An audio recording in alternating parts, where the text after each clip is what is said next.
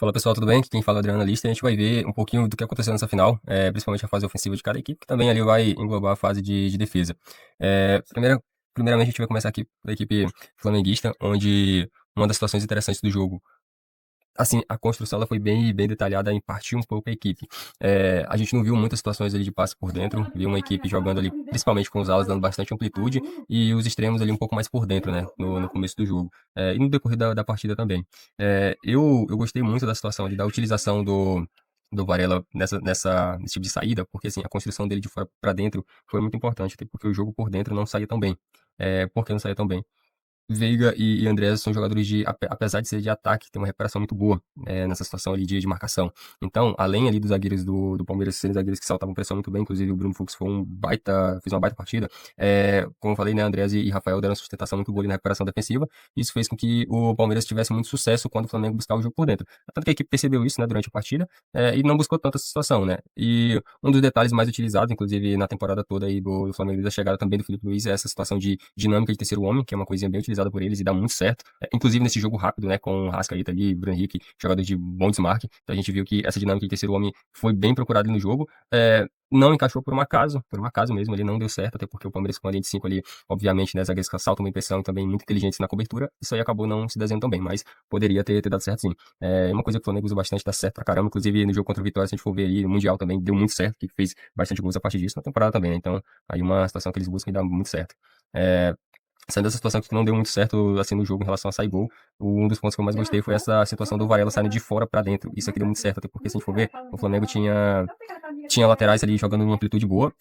Isso deu essa condição. O Varela, jogador, cara, inteligentíssimo, jogador de Premier, né? O cara jogou em vários lugares aí, entende bastante. E essa utilização dele como homem livre, saindo de fora para dentro, cara, deu muito certo, porque assim, isso aqui fazia com que, quando ele vinha por dentro, o Bruno Henrique, muito inteligentemente, ele conseguia fazer uns desmarques rápidos e, cara, isso aqui por pouco não deu gol pro Flamengo no começo do jogo, durante o jogo, porque essa saída dele tava sendo muito efetiva. E aí teve essa daqui, né? Uma das finalizações. Teve essa outra aqui, mais ou menos agora, já do outro lado, né? Agora com o Alexandre, que é outro jogador que, cara, impressionante ali. O cara fisicamente tá em outro nível. E a gente vê ali que ele saindo dessa situação ali de fora pra dentro também deu muito certo, né? Que, só voltar aqui de uma travada. A gente vê, ó, a bola bateu. Agora com o outro jogador, né? O Lino ali no começo. Conseguiram fazer isso até de uma certa forma positiva também. Então, o Flamengo aí utilizou bem essa situação saindo de fora pra dentro.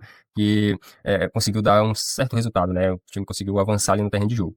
Por que eu falo que o jogo por dentro não deu certo assim pro Flamengo, assim como vinha dando em outras oportunidades, e só a partir de dinâmica do terceiro homem que isso aqui aconteceu de forma positiva? Porque, assim, além dos zagueiros do Palmeiras saltarem bem, aquilo que eu falei no começo, né? Além de saltarem bem, tinha essa situação do Veiga e do Andrés ali que recuperavam muito bem. Então, assim, quando a bola batia por ali, sempre eles tinham uma dobra, uma tripla aqui pra fazer uma pressão e aí o time não conseguia sair.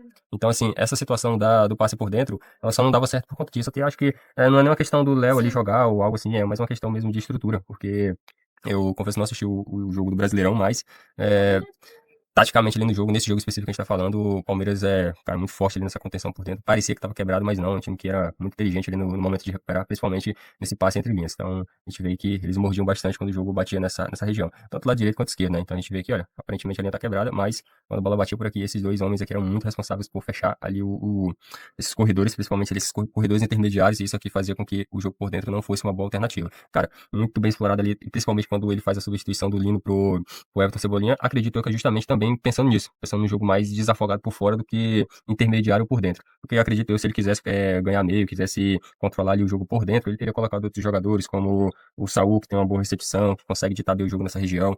Não foi o caso, ele fez essa substituição, colocou o Cebolinha e deu muito certo, deu muito certo. Acredito que por isso que o Palmeiras não conseguiu ser tão forte no final do jogo, porque ele tinha o Cebolinha ali que quando recebia a bola, segurava muito bem e era muito forte por fora, né? Então, um cara que foi, na minha opinião, uma das melhores substituições que eu já vi que eu vi nessa temporada, pra falar a verdade. Uma das melhores substituições, o cara entrou e, assim, não fez a outra equipe não jogar. Então, isso é um ponto bem legal também de estar falando e dar metas pra não só pro treinador Felipe, mas também pra comissão dele, que com certeza pensaram muito bem nesse detalhe do jogo, né? Que a gente sabe uma partida dessa bem complicada, sem ter um grau de assertividade, né? Pela intensidade. Então, a gente vê aqui novamente, olha, bola bate ali por dentro, passe ali do Léo, e aí você pode perceber, olha, como o jogo se fecha.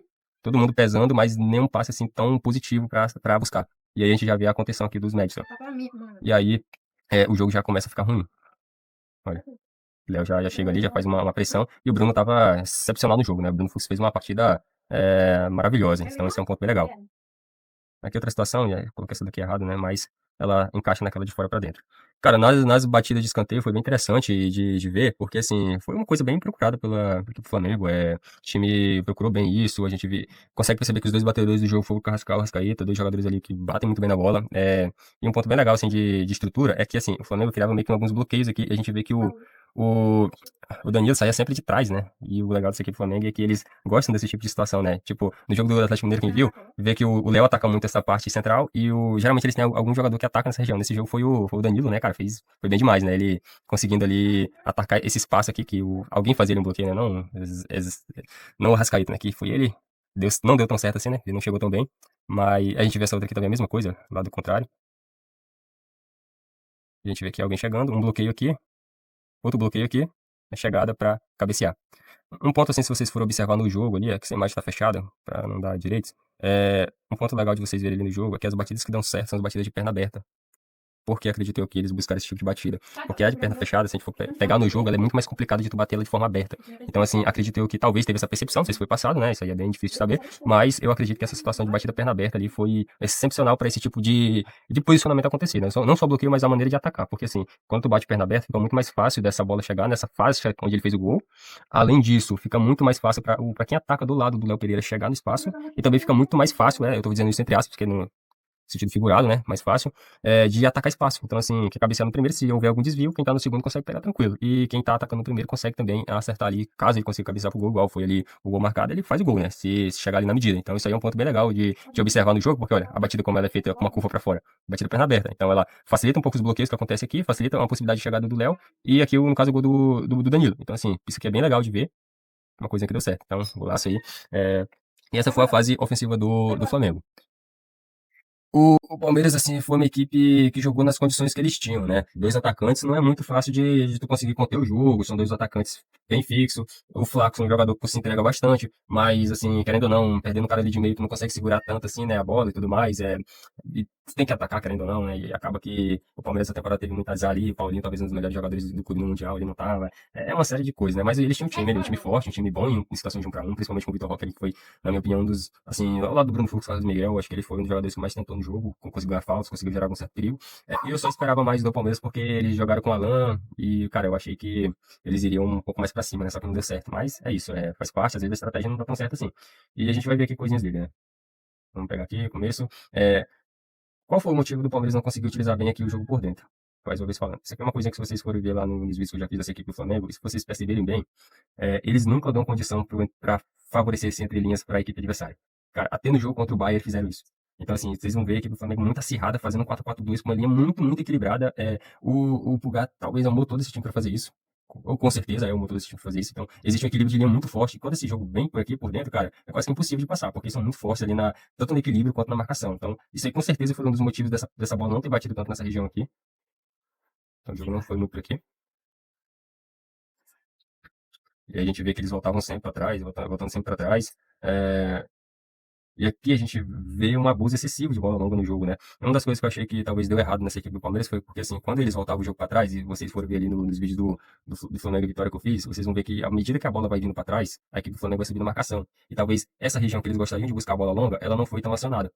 Que aí seria uma região perfeita para eles fazer essa bola longa e deixar Flaco Lopes e Vitor Roque juntos ali para ter aquela coisinha que o Falso 9 falou ali na. Foi a pergunta que ele fez para o Léo Pereira antes do jogo, que é essa situação do Palmeiras usar muito essa casca de banana, né? Coisa que ele utiliza ali. Eu gosto de utilizar a situação de segunda bola, é um termo mais técnico, eles um termo mais ali da bola, né? Da gíria, bem legal também. Mas a pergunta dele é perfeita nesse sentido, e, cara, o legal assim é que o Flamengo tinha equilíbrio de linha, o Palmeiras não conseguia jogar por dentro. Quando voltava o jogo, geralmente quem mais foi acionado pelo Salvador foi o Carlos Miguel. E na minha opinião aí que tá o pecado do jogo, porque assim, o Everton ele busca muito bem isso. Já o Carlos Miguel já não tá tão habituado a fazer essa situação de bola longa. Coisa também que o Abel fala depois na coletiva dele. Se a gente for pegar ali um pouquinho, ele fala a situação, os jogadores não estavam tão habituados à equipe ainda, porque era essa situação de espírito. E eu acredito que também é questão do jogo, né? Se fosse o Everton, talvez eu acredito que essa bola teria chegado mais o Flaco com essa casquinha, essa casca de banana que o Falso 9 ali falou antes do jogo, que seria pro Flaco Lopes e Vitor Roque. Então isso aqui não aconteceu nessa região.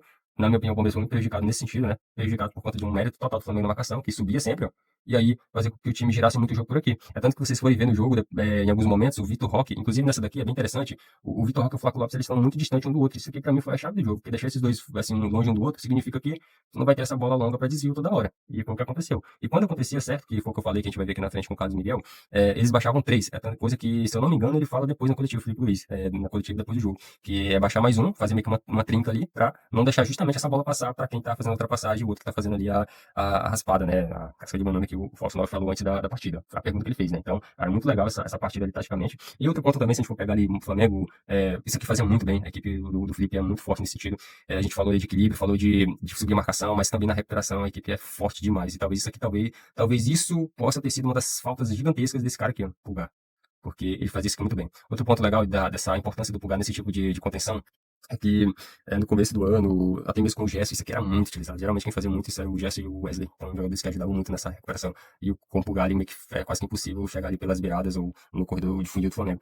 Agora, não mudou muito, né? Assim, são características diferentes, mas a equipe mantém praticamente o mesmo padrão, né? Padrão de marcação, pressão pós-perca muito forte e uma pressão pós-perca muito efetiva também. Então a gente vê aí que o Palmeiras pelas beiradas estava sofrendo muito quando não fazia falta, tinha roubada de bola. Então, assim, um jogo bem legal nesse sentido, assim, uma ajuda muito forte. Cara, esse time aqui, não sei não, né? Mas promete muito aí pra essas próximas temporadas com o Felipe. Além disso, agora, né, que vai ter o Mundial. E aquilo que eu falei, né? Quando o time tinha que voltar, às vezes, e aí essa bola sobrava para o único homem livre capaz de usar essa região aqui, que foi no jogo o Carlos Miguel. Então a gente vê que ele vai usar bastante a bola longa ali pro ataque, ó. E aí tem essa casca de banana, né, que o Fausto falou antes da partida, e é uma coisa bem característica do Palmeiras dessa temporada, né? A gente vê, ó, como o Flamengo voltava três. Praticamente todo jogo eles voltavam três, né? Tipo, nas situações que teve, né? Que não foram muitas também. Então, eu acredito que o Palmeiras teve muita dificuldade nisso. Talvez uma coisa que eles poderiam ter tido sucesso em cima, mas acabaram não tendo, e acabou que o jogo ficou muito mais pro Flamengo. Inclusive, nessa daqui foi até uma rifada, né, de bola.